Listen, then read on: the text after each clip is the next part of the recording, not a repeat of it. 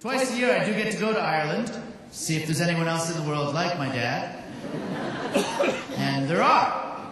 There's a whole country full of friendly, shifty people. Irish love playing tricks. You ever met an Irish person? They love playing tricks. Go over to Ireland, see if you can get through a day without them playing a trick on you. You don't even know they're doing it. They do this with the time. When it's 2:30, right? Everywhere else in the world, when it's 2:30, we say 2:30. British people sometimes will say 2:30, right? I understand that. I know what that means. This is how the Irish people say 2:30. 2:30. That's what they say, 2:30. They don't tell you what it means. I get a call from an Irish comic. Stephen, I'll meet you at the pub. 2:30. And then he hangs up. I'm like, 2:30 what? That's not a complete time.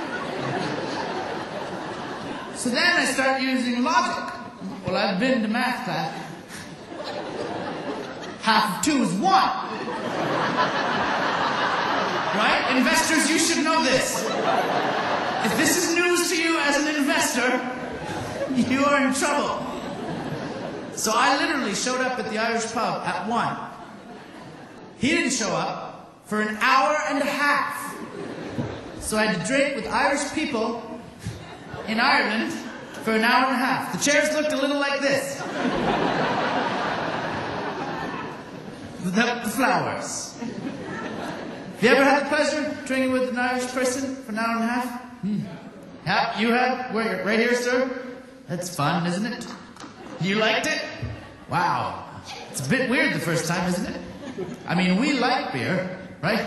But not that much. Because Irish shifty trick number 2 is the beer. You order a pint in Ireland, they give you a pint of Guinness. That's what they consider to be beer. Guinness. Guinness isn't beer, is it? It's its own category. Does anybody know? Exactly. It's roast beef. No beer is that color. It's a pint-sized glass of gravy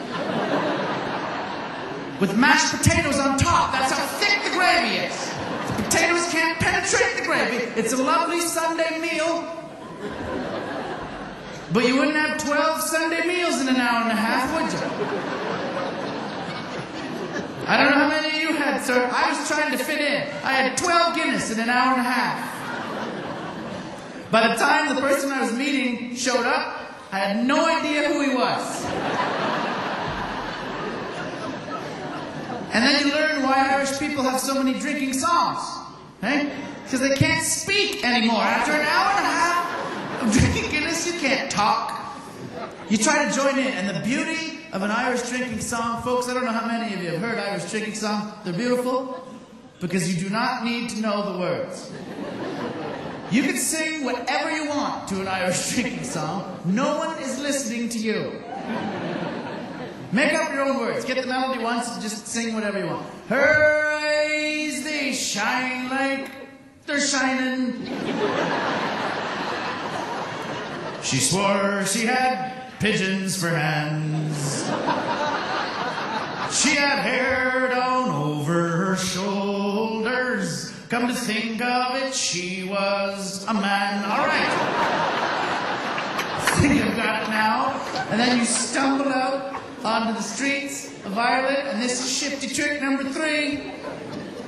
You've caught on pretty nicely here in St. John.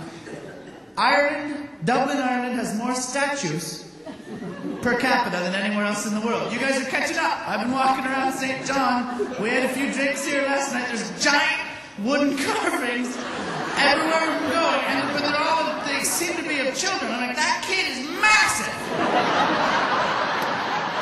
He has a huge head. He's standing so straight.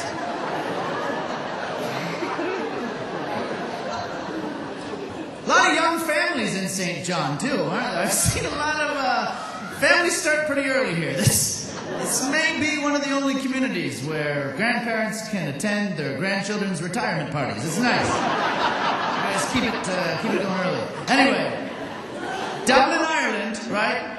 They know that you're a bit drunk if you're in Dublin. So they just put statues everywhere of everything. If you are Irish and in Ireland, keep moving.